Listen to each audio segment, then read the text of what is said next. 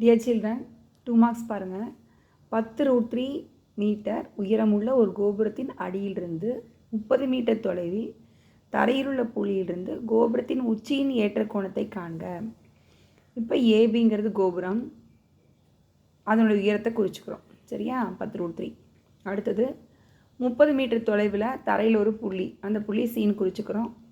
இப்போ அந்த புள்ளியும் கோபுரத்தின் உச்சி தான் பார்க்குறோம். ஸோ அதை நம்ம ஒரு கோடால் இணைச்சிக்கிறோம்.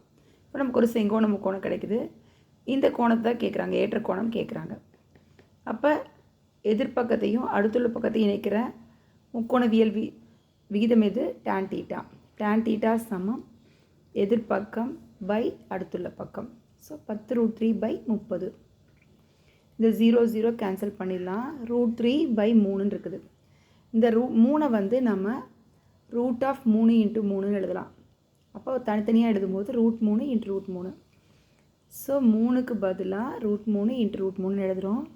மறுபடியும் கேன்சல் பண்ணும்போது ஒரு √3 கேன்சல் ஆகிடுது. மேலே அந்த 1 போட மறந்துடாதீங்க.